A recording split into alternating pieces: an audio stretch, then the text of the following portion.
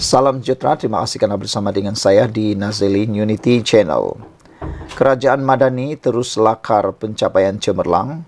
Ekonomi Malaysia dijangka atasi anggaran awal. Wow, tahniah diucapkan kepada kerajaan pimpinan Anwar Ibrahim yang luar biasa hebat.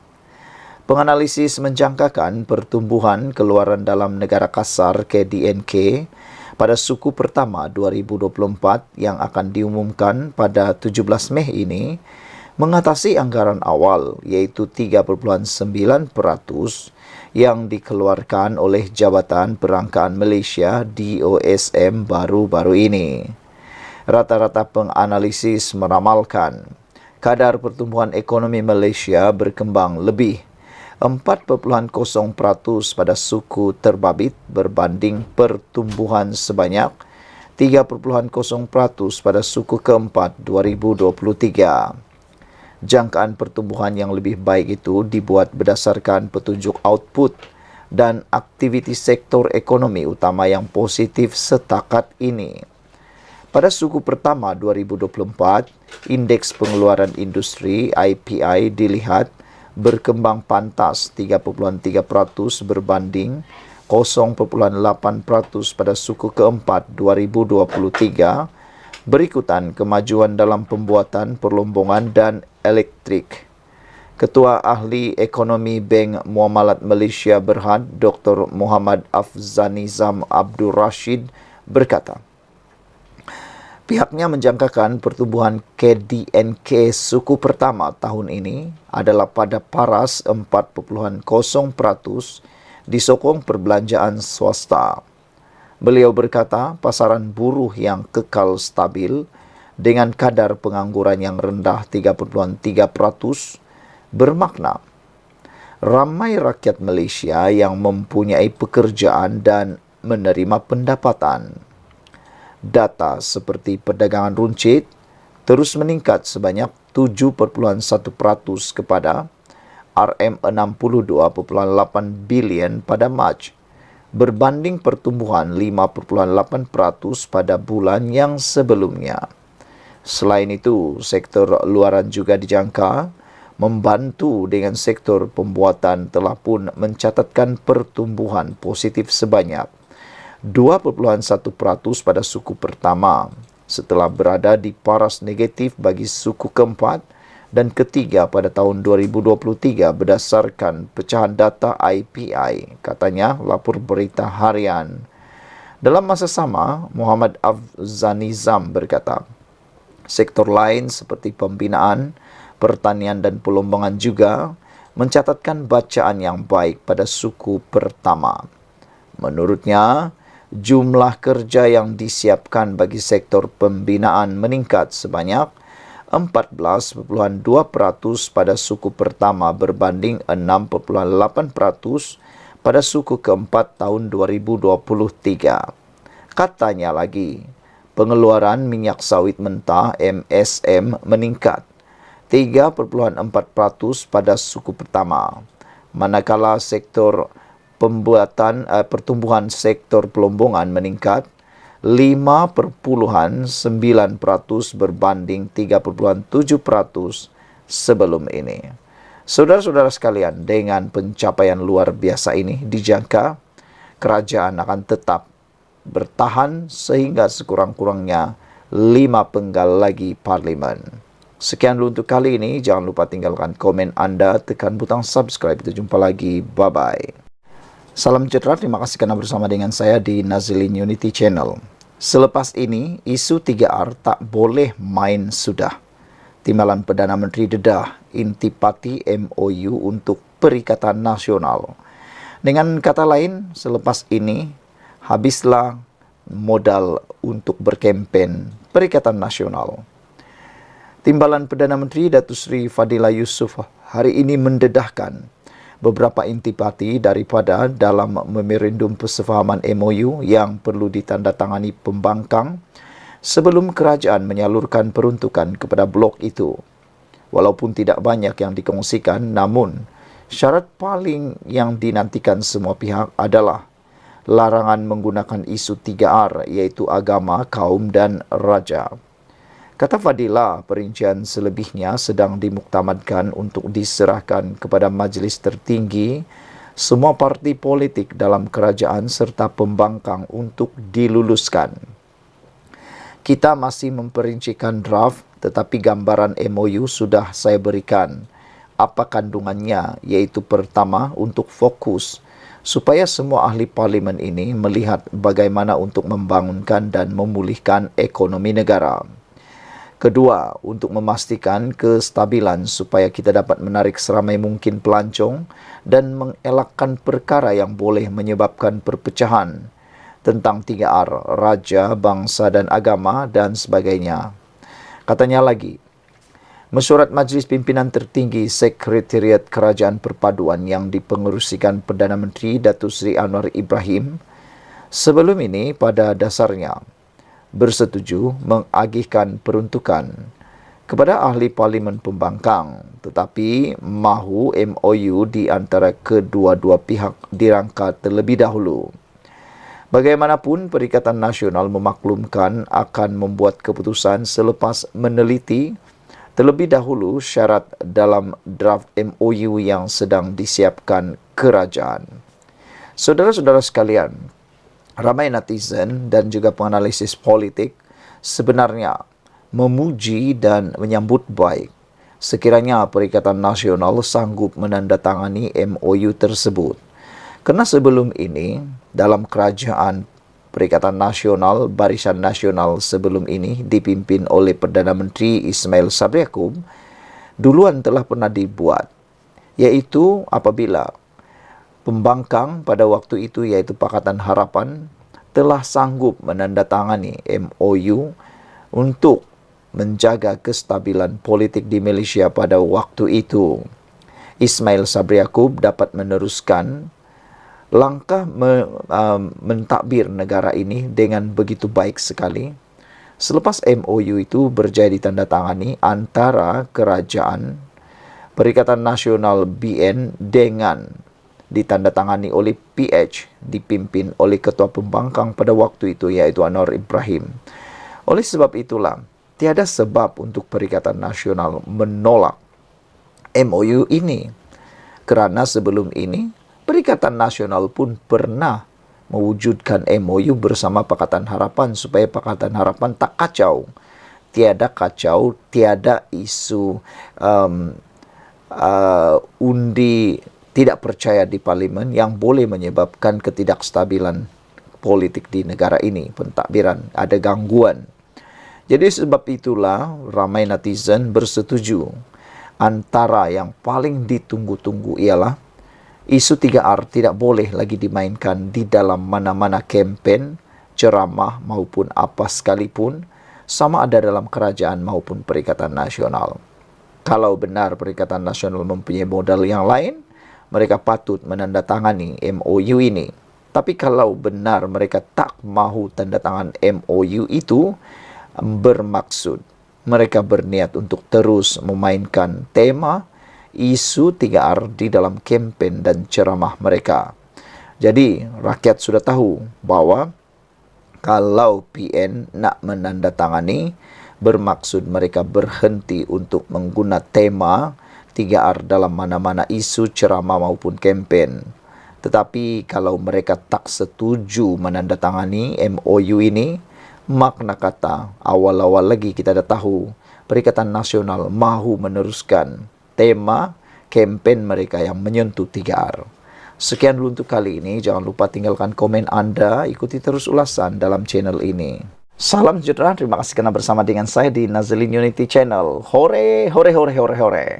Tahniah diucapkan kepada Pakatan Harapan Barisan Nasional Kerajaan Pimpinan Anwar Ibrahim kerana telah memenangi, bukan sekadar memenangi pilihan raya PRK-KKB, tetapi kali ini berjaya memenangi hati rakyat.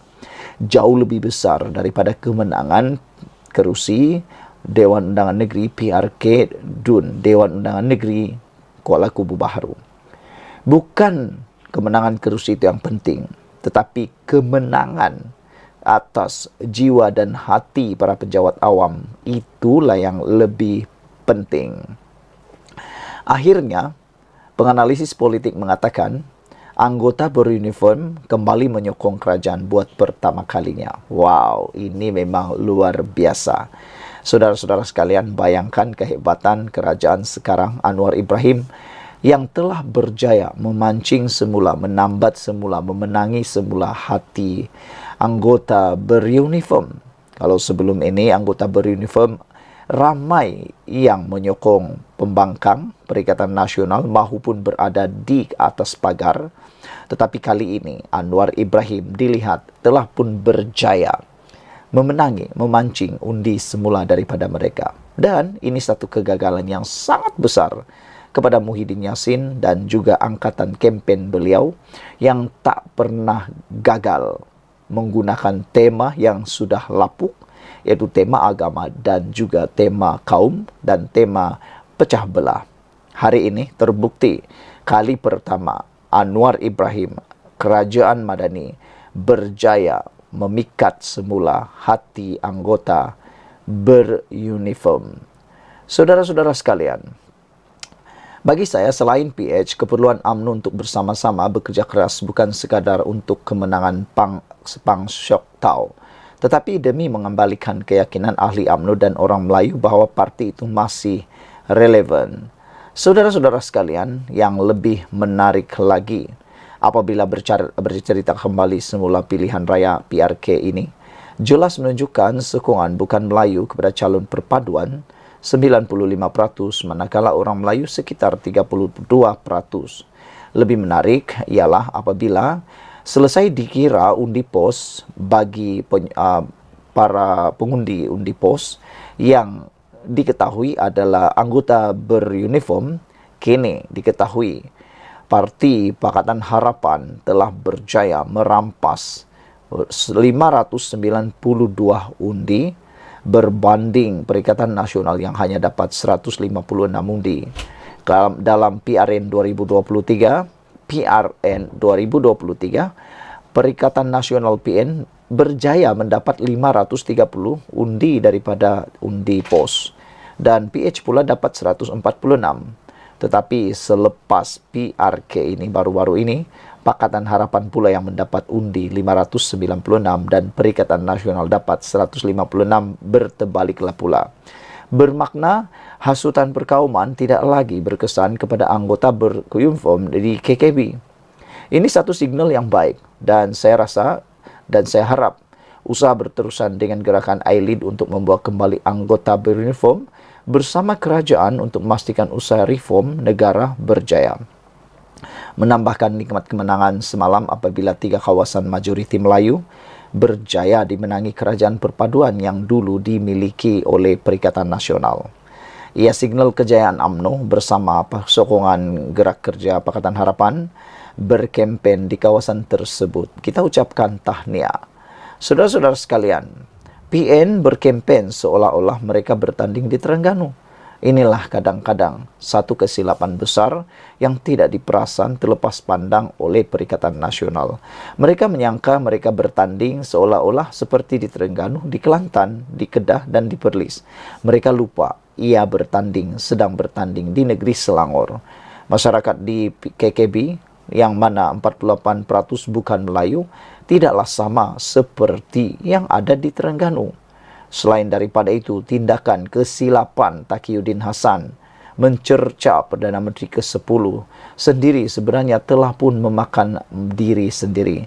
Pas dilihat membawa politik fitnah, mengaibkan dan pasti lari daripada ajaran Islam. Ini satu kesilapan paling besar apabila Taqiyuddin Hasan sendiri begitu melakukan kesilapan apabila berlakunya keceluparan mencerca Perdana Menteri ke-10 dan sebenarnya itu telah pun memakan diri sendiri. Begitu juga tindakan serangan-serangan pemimpin pembangkang terhadap Perdana Menteri ke-10 sekarang, sedangkan ia bukanlah PRU. Mereka silap membezakan pilihan rakyat kecil dengan PRU. Pilihan rakyat kecil ini sepatutnya mereka menggunakan serangan terhadap Menteri Besar Selangor kerana ia adalah soal takbir urus negeri. Tetapi nampaknya mereka lari daripada kempen sebenar. Mereka memang buta tuli apabila mereka berkempen dalam konteks pilihan raya PRU, bukan PRK. Mereka tidak banyak bercakap tentang permasalahan setempat. Mereka tidak bercakap ramai banyak tentang rakyat Melayu yang ada di KKB, yang mana ianya perlu bercakap tentang permasalahan setempat. Jadi apa yang rakyat KKB dapat, apa manifesto yang mereka dapat, itulah yang gagal dipersembahkan dengan baik oleh Perikatan Nasional. Saudara-saudara sekalian, yang saya rasa dan saya yakin ialah bahwa PN kini panik. Ini kerana mereka sekarang faham bahwa kempen perkauman hanya laku di kawasan Melayu, iaitu pun Melayu luar bandar dan desa. Bagi kawasan yang semi-urban seperti di Selangor, Pahang, Johor, Melaka dan Negeri Sembilan, jualan mereka yang menggunakan kempen perkauman tidak akan laku, tidak akan dilayan dan sudah lapuk. PN gagal menghasut Melayu bandar atau atas faktor akademik. PN tahu jika mereka berterusan membawa agenda Melayu, mereka hanya mampu paling kuat pun menangi 73 kerusi parlimen. Jika selebihnya solid kepada kerajaan perpaduan, bermakna impian Muhyiddin untuk menjadi Perdana Menteri kali kedua tidak akan terjadi dan ianya hanya akan terkubur bersama dengan bayang-bayang hitam. Melihat politik Sabah dan Sarawak yang sekarang ini benci dengan perkauman, Perikatan Nasional sebenarnya terjerat diri sendiri. Mereka tidak dapat melakukan apa-apa kerana politik Sabah dan Sarawak tidak mungkin akan dapat menyokong Perikatan Nasional sekiranya mereka terus bermain tema perkauman, tema pecah belah dan tema agama. Agenda perkauman dan agama tidak akan membawa PN untuk pergi lebih jauh kerana rakyat Sabah dan Sarawak 100% menolak ekstremisme perkauman. Pastinya pemimpin atau kerajaan negeri lebih selesa bersama BN yang dilihat sangat toleransi antara kaum. Sekian dulu untuk kali ini. Jangan lupa tinggalkan komen anda, tekan butang subscribe. Jumpa lagi. Bye-bye. Salam sejahtera. Terima kasih kerana bersama dengan saya di Nazilin Unity Channel. Kemenangan PH di KKB. Thank you, PAS. Watak seperti Hadi Awang dan Ahmad Fadli Sari selain isu dakwaan rasuah Menteri Besar Perlis Muhammad Syukri Ramli sebenarnya beri kesan kepada Perikatan Nasional. PRK Kuala Kubu baru saja selesai. Perikatan Nasional PN menunjukkan prestasi hebat kerana meraih 10,000 undi. Tetapi kecundang juga kepada 14,000 undi yang diperoleh oleh DAP dan Kerajaan Perpaduan. Walaupun kehadiran pengundi di sekitar julat yang rendah, namun DAP dan Gandingan Pakatan Harapan PH Barisan Nasional BN telah menghasilkan keputusan yang membanggakan. Syabas kepada bekas pelajar sekolah vernacular Pang Sok Tau yang bertungkus lumus meredah panas dan hujan, berkempen dan bersuai kenal masyarakat setempat. Soalnya, kenapa Perikatan Nasional tewas? Saya akan memberi analisis saya sendiri. Jika ditanya saya pada hari berkempen, saya berasa DAP akan tewas sebab faktor pengundi Cina yang telah terpengaruh dengan tulisan serta kritikan masyarakat bukan Melayu yang tak sabar nak mendapat perubahan besar dalam sosioekonomi dan politik maruah yang telah dipunahkan BN selama 5-6 dekad. Saya kira pengundi Cina akan memberi protes melalui tidak menghadirkan diri dan dikatakan pengundi India pula akan membalas dendam. Apa yang mengubah pendirian kaum Cina dan India? Saya kira PH UMNO perlu berterima kasih kepada PAS terhadap 3 perkara. Pertama, Ahli Parlimen Pasir Mas Ahmad Fadli Sari telah mengungkit isu pendidikan vernacular Pang. PAS melalui Fadli seolah-olah mahu bermain isu perkauman, walaupun telah diamarankan bahawa isu 3R, Raja, Agama dan Kaum akan diambil tindakan keras. Apabila saya membaca tentang berita bagaimana Fadli memandai-mandai nak bawa isu perkauman, saya tersenyum lebar. Bagi saya, tindakan politik ini adalah tindakan paling bodoh dan bangang sekali. Tidakkah PAS tahu yang di kawasan penduduk Cina yang besar bahawa isu pendidikan Cina adalah isu yang dekat di hati kaum tersebut? Jelas Fadli seperti kata pepatah, sepandai-pandai tupai melompat, ke tanah juga rebah akhirnya. Thank you Fadli. Perkara kedua adalah Perikatan Nasional membawa ekstremis terbesar Malaysia Hadi Awang. Saya fikir beliau tidak hadir, tetapi beliau hadir juga untuk membawa naratif ekstremis DAP sebagai hantu kepada Melayu. Saya kira naratif ini masih laku sebab PN mendapat 10,000 undi kemungkinan besar daripada Melayu solid. Orang Melayu yang tak faham agama sendiri masih lagi terjajah dengan taktik jual ubat Ustaz Hadi ini. Seperti kata Allahyarham Ismail Kamus, kesian orang Melayu masih ditempurungkan dengan agama cetek dan terhad. Saya kira faktor Hadi yang memperkukuhkan undi stok orang Melayu telah menakutkan pengundi bukan Melayu untuk keluar berpusu-pusu bagi menolak politik agama sempit Hadi Awang. Thank you Hadi. Perkara ketiga adalah isu Menteri Besar Perlis Muhammad Syukri Ramli dan anaknya yang sedang berdepan siasatan rasuah Suruhanjaya Pencegahan Rasuah Malaysia SPRM susulan dakwaan rasuah berkaitan penipuan tuntutan sebanyak RM600,000.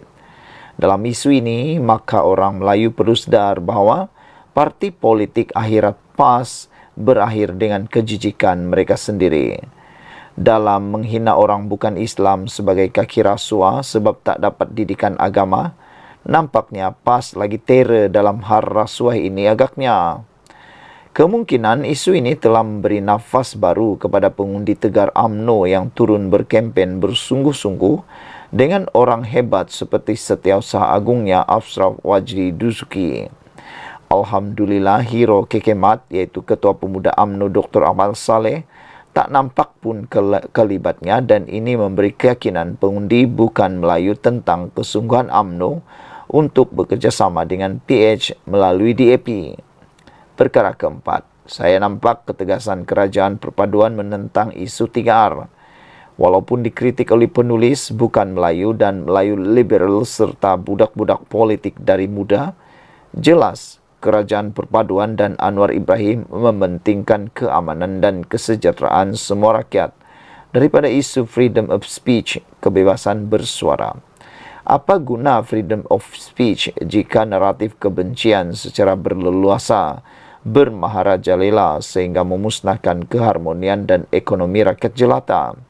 Jelas dalam majlis kesyukuran PH UMNO tanpa MCA si pembelot dan si penderhaka, kita semua perlu berterima kasih kepada PAS yang berjaya meyakinkan rakyat Malaysia bahawa parti mendukung perkauman dan ekstremisme agama tidak ada tempat di negara kita. Biarlah ekstremisme agama itu berkubu di pantai timur bersama kegersangan infrastruktur dan ketandusan idea progresif yang boleh memantapkan atau memanfaatkan semua kaum dan agama. Islam agama untuk berfikir, untuk orang berfikir, bukan untuk orang yang mengikut tanpa otak minda. InsyaAllah kita doakan agar Malaysia sentiasa dilindungi Allah dari ahli politik bertepingkan manusia warak, tetapi sebenarnya perakus harta benda rakyat miskin dan manusia sekalian. Artikel ini adalah pandangan penulis dan tidak semestinya mewakili FMT, dipetik daripada FMT, dan artikel ini ditulis oleh Tajuddin Rasdi, Profesor Tajuddin Rasli, seorang ilmuwan seni bina Islam dan pengulas veteran isu pendidikan, politik Islam, serta bina bangsa. Saudara-saudara sekalian, apapun pendapat anda, pandangan anda tentang isu tentang kali ini, saya sangat tertarik dengan ulasan daripada Profesor Tajuddin Rasdi ini, bahawa ada kemungkinan, besar kemungkinan kemenangan PH di KKB berpunca daripada kesilapan PAS sendiri, bukan kerana orang lain. Jangan salahkan orang lain, semuanya adalah kerana salah daripada PAS sendiri.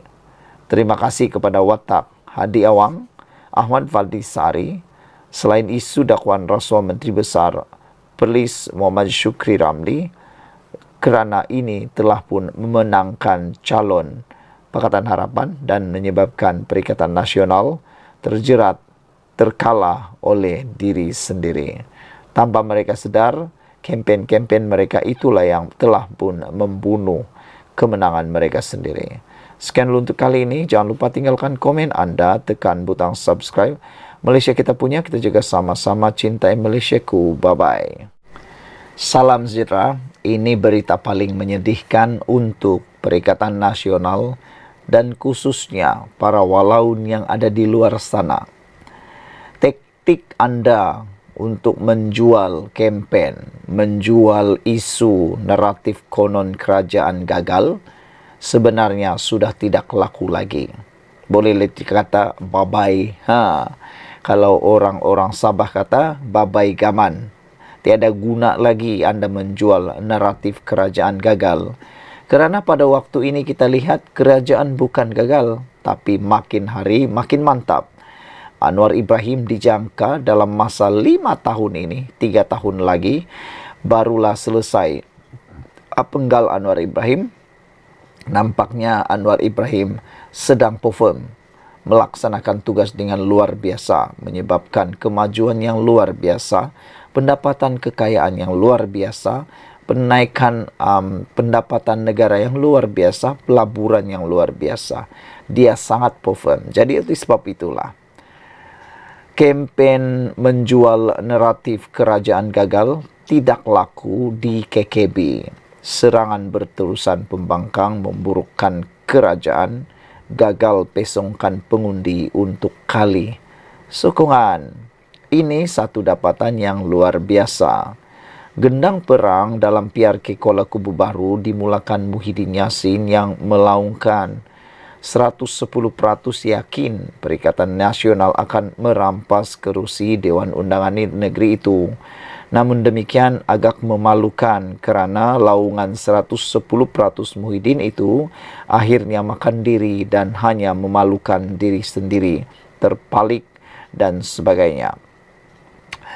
Alasan pengerusi PN ialah kerajaan perpaduan pimpinan Anwar Ibrahim yang didakwanya sudah gagal sejak ambil alih pentadbiran Putrajaya pasca PRU 15 pada November 2022, kehabisan modal untuk memikat hati pengundi.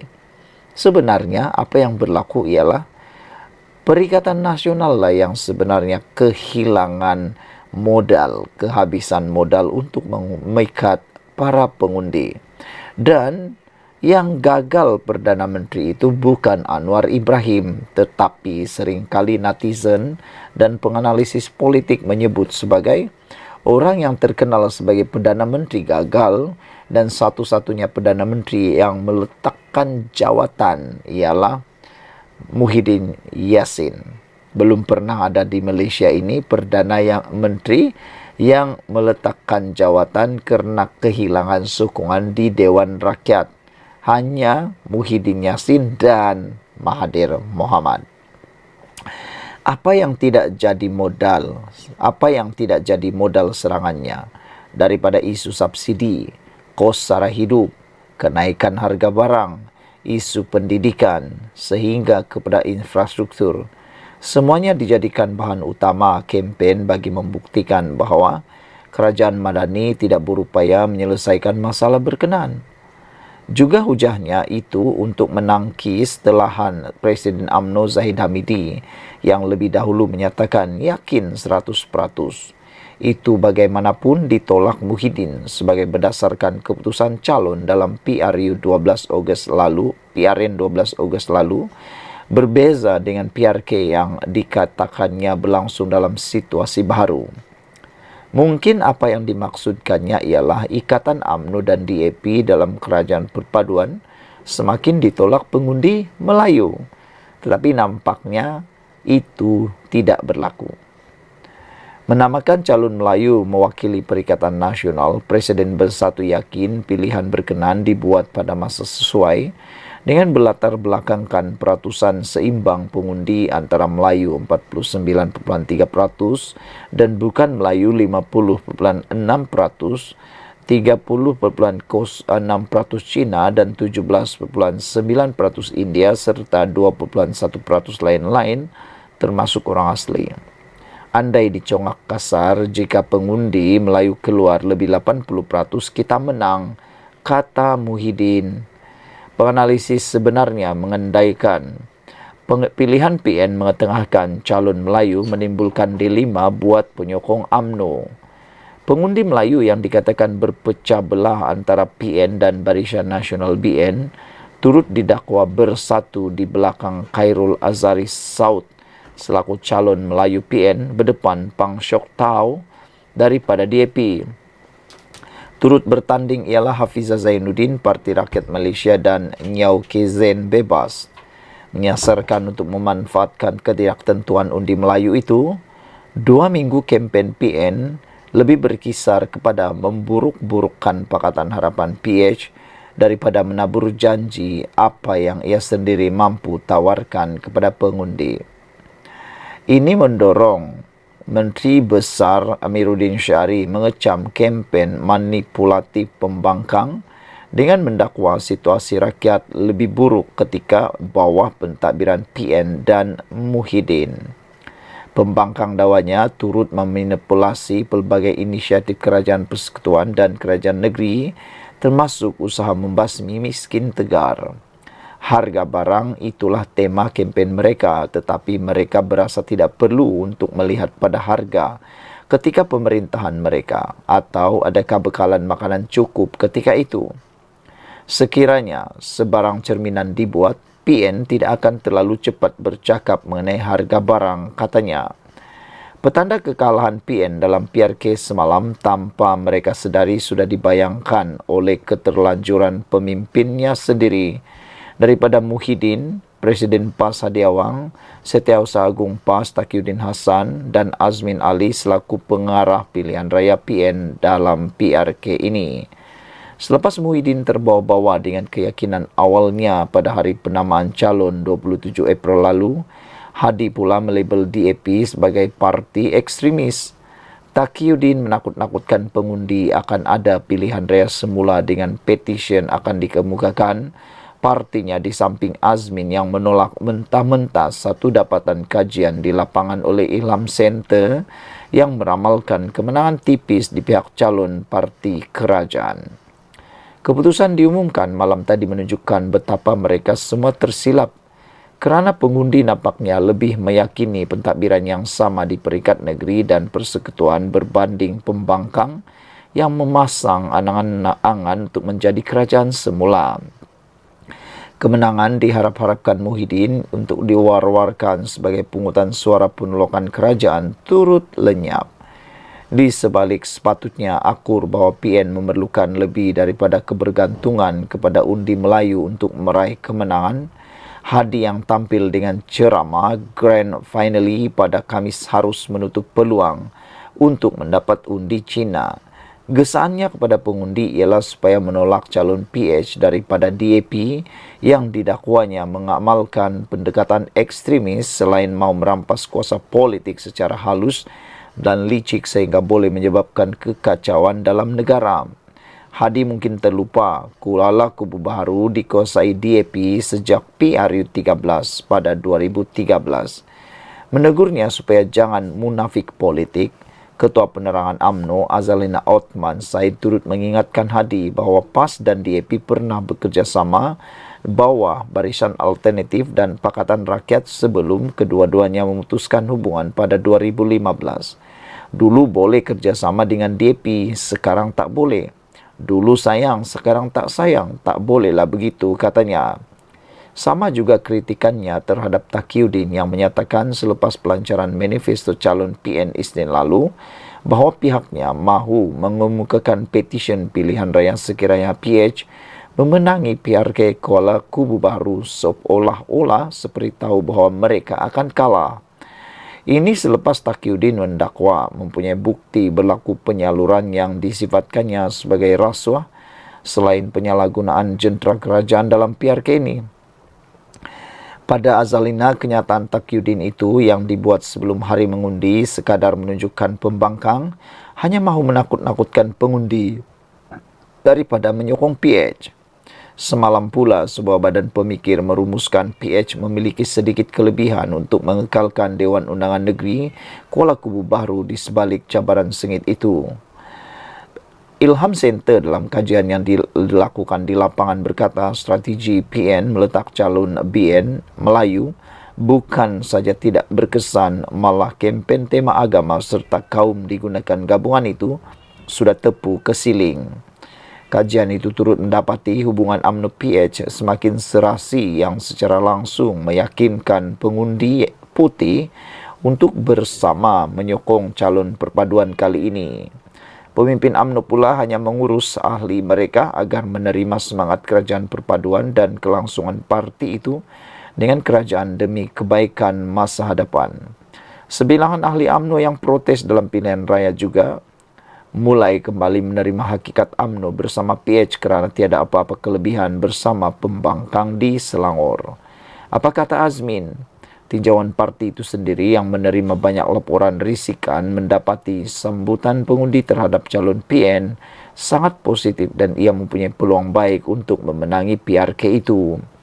Secara umumnya, sambutan cukup positif daripada rakyat KKB. Semalam, kita lihat bagaimana sambutan masyarakat India yang cukup baik menyambut kedatangan pengerusi PN Muhyiddin Yassin dan mereka mendengar sendiri penjelasan dasar-dasar PN, kata Azmin Ali.